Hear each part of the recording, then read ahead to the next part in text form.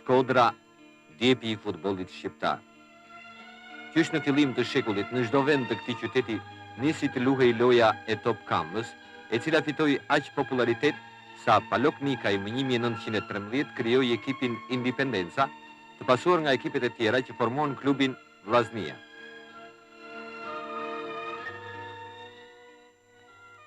Në këtë qytet me tradita futbolli lindi Loro Boriçi, futbollisti ynë i ardhshëm. Prindërit e Loros ishin njerëz me kulturë të gjerë.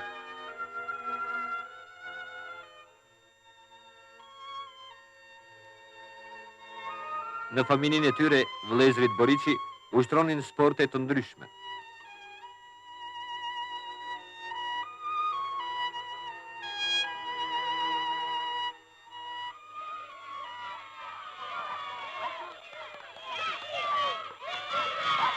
Të tre vëllezërit e luanin futbollin plot pasion, por Lorua do të dallohej më shumë.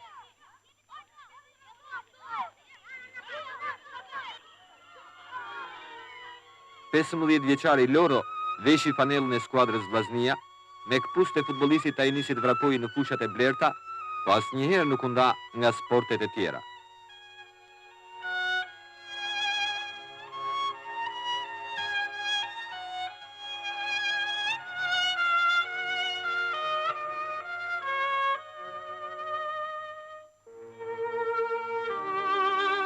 Feste madhe sportive në Shkodër. Fillon ndeshja Vllaznia Dragoi i Pogradecit. Lojë bukur e shytë të fortë në qoshet Loros. Markus ka punë në port, por diftohet i gatshëm e i shkafët. 9 është numri që do ta shoqërojë Loron gjatë tërë jetës si futbollist.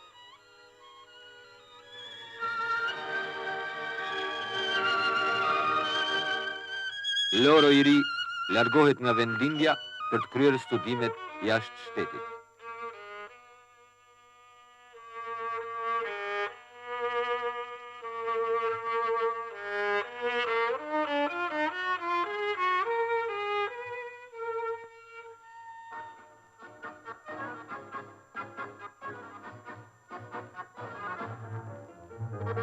Sportisti i ri shqiptar me njëherë zë vend në formacionin e ekipit të Lazios.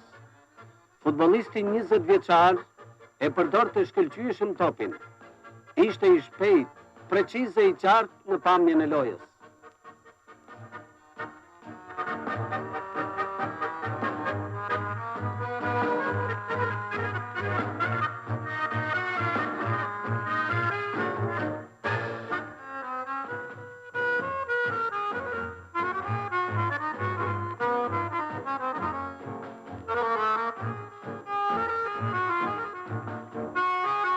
Një kujtimi Boriçit me pjollën, futbollistin më në zë të kohës.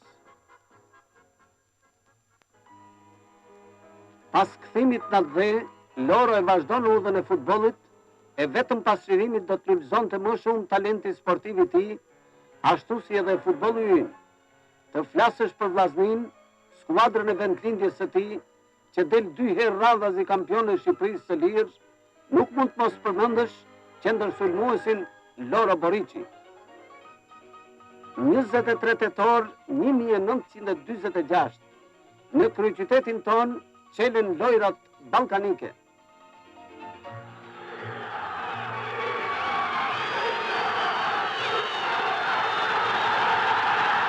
Gjatë ndeshjeve bie në sy sidomos loja e vijës sulmuese të skuadrës son dhe Lorua me teknikën e tij të shkëlqyer. Me thënë drejtën, arsyeja e parë ishte që ekipi ynë kishte një përvojë të pakët. Koha e shkurtë e formimit të tij sigurisht nikoj në mirëvajtjen ose në performimin se sushi lojës me sukses. Këtë tham me plot gojë se po t'i bami para kalim krejt zhvillimit të ndeshjes, mundsohemi që ne e meritonim një gjatë tillë. Megjithëse ekipi i Jugosllavisë ishte një ekip më të fortë. Por kjo nuk të demobilizoj. Për kundrazi, ne vume të ty vetës, që të mobilizonim në ndeshje tjera, edhe të arrinim rezultat. Shqipëri, Bullgari, të parët shënojnë miqt, tanët barazojnë me kundërsulm. Borici e kalon skuadrën në avantazh. Mirashi vulos fitoren.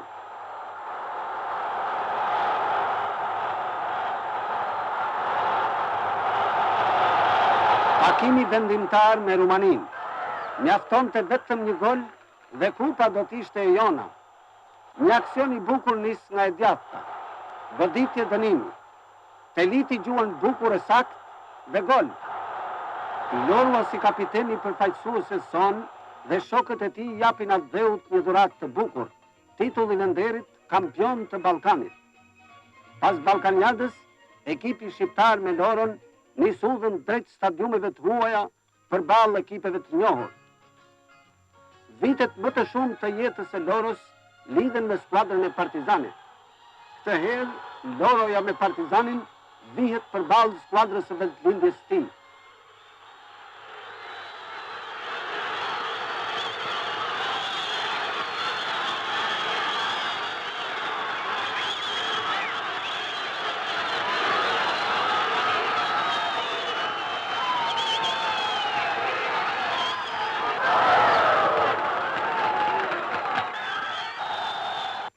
Kur Loro lunte në fushën e vjetër të Shkodrës, ne fëmijët e apasionuar pas futbollit e priqim, e shoqënonim atë deri në shtëpi, duke e prekur edhe broritur për cilësinat e tija sportive.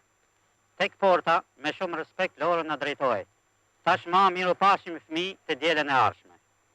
Në këto fëmijë unë pata fatin e mirë që të stërvitëm, të luj, të punoj e të jetoj me mjeshtin e madh futbollit shqiptar. Një kapitull më vete, nga më të bukurit në jetën sportive të Loros, përbëjnë takimet ndërkombëtare. E në këto ndeshje, pionieri i mikrofonit sportiv shqiptar, Anton Mazreku, transmeton plot pasion e kulturë, lojrat e bukura të Loros me shok.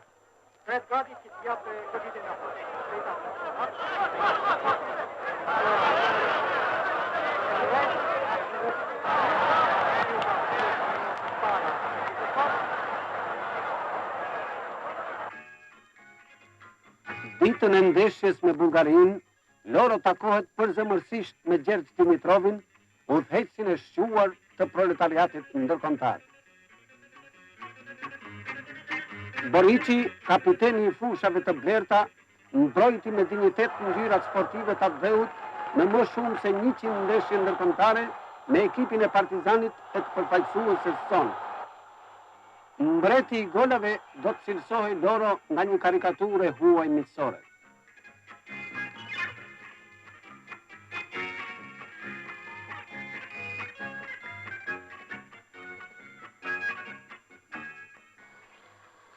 Ajo që e ka karakterizu vllahën tim gjithmonë si sportist, ka qenë regjimi që ka majt gjatë gjithë jetës tij sportive.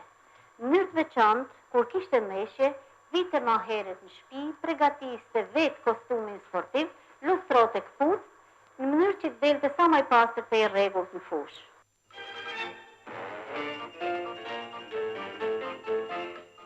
Skuadrës kampione Partizani në këto vite i vihet përballë skuadra e re Dinamo, që do ta rivalizojë në ndeshjet e ardhshme.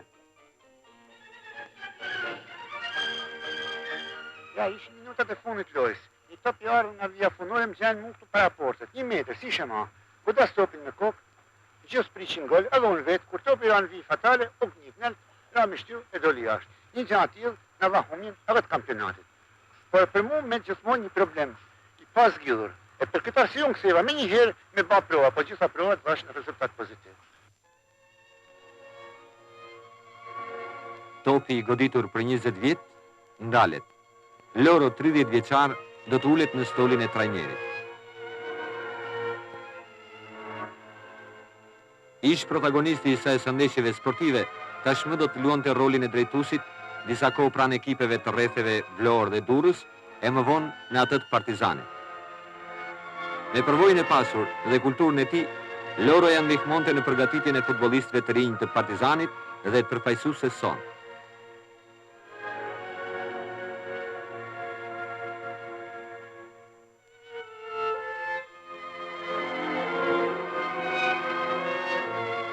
Te lojtarët e rinj, a i kërkonte ato cilësi që i kishte edhe vetë si futbolist. Për pikëmëri në çdo stërvitje dhe mbi të gjitha respektimi i regjimit të fortë në jetën sportive, veçanërisht para ndeshjes.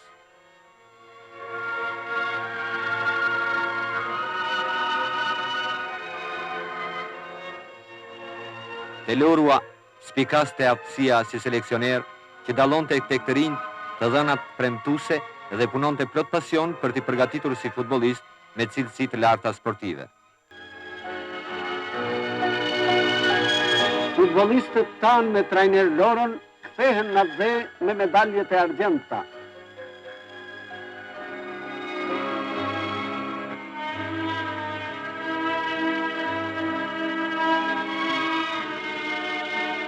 Çdo prak ndeshje ngjall emocione të forta për trajnerin.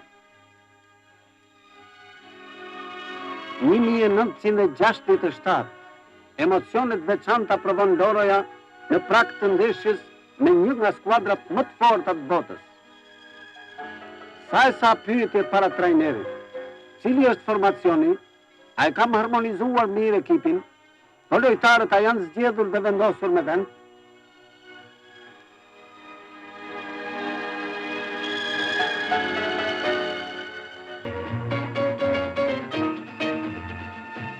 Shqiptarët edhe mund të fitonin, shkruan të shtypi i huaj.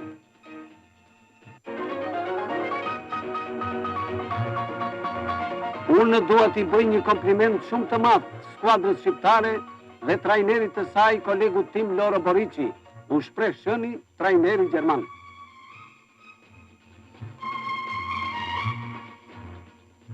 Loro Borici ishte një talent i rrallë dhe i njohur si futbollit të kohës.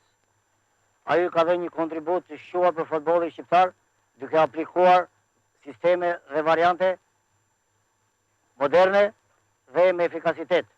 Shembull për këtë është ndeshja Shqipëri-Republika Federale Gjermane në vitin 1967 e të tjera. Kjo rrit më tej figurën e tij si futbollist, trajner bashkëkor.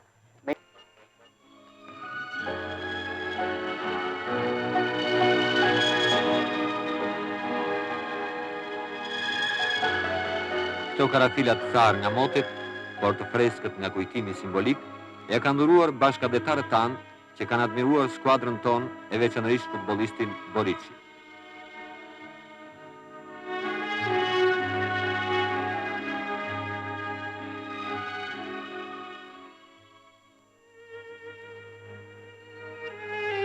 Kur i vdes nëna, ai ndodhi larg dheut. I dashur bab, nuk e mendoja se zemra e nanës aq e fortë të pushonte së rrahuri. Prandaj bab, me gjithë dhimbjen e madhe që ka shkaktuar vdekja e nanës, juve së pari e që të gjithë ne të tjerëve, për ta nderue, mendoj në kujtimin e saj më të mirë, ashtë që të gjithë ne këtë dhimbje ta kthejmë në forcë. Bashkë me letrën, po ju dërgoj do lule me ja quaj nanës.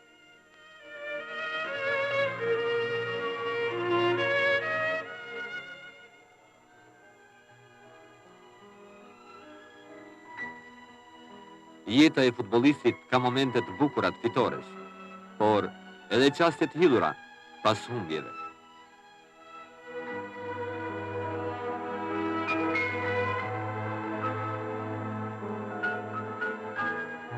Kudo do të ishte i mirëpritur dhe do të dëgjohej mendimi i Loros në forume ndërkombëtare të sportit edhe nga kolegët e tij të huaj.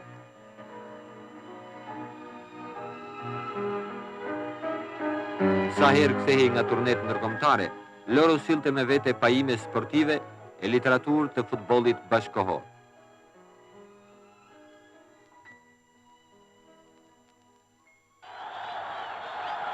Erdhi përsëri dita ku një mëdhjet që hyn kuqezi i shpresës son të shpaloste vlerat bukura të futbollit në kampionatin ballkanik të 78-s.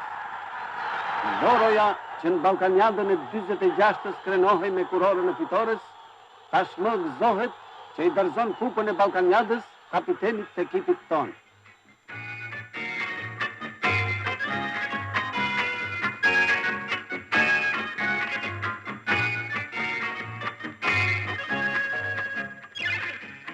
Loroja do të shpallej i pari mjeshtri merituar i sportit në vendin tonë. Emri Loro Boricit, sportistit talentuar që i ka dhënë shumë zhvillimit futbollit në vendin ton, kurdoherë do të kujtohet me respekt e nderim të veçantë.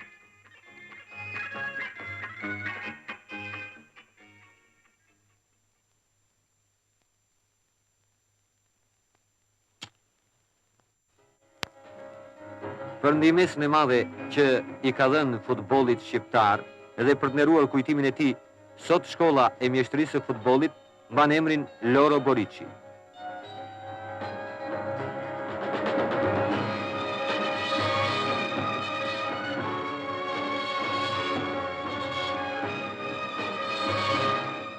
Këta të rinj, që në hapat e para të jetës sportive, studiojnë dhe stërviten plot pasion dhe vullnet për të rritur mjeshtërinë, për ta quar më tej sportin aq të dashur dhe aq popullor, të cilit Lorua i kushtoi tërë jetën e tij.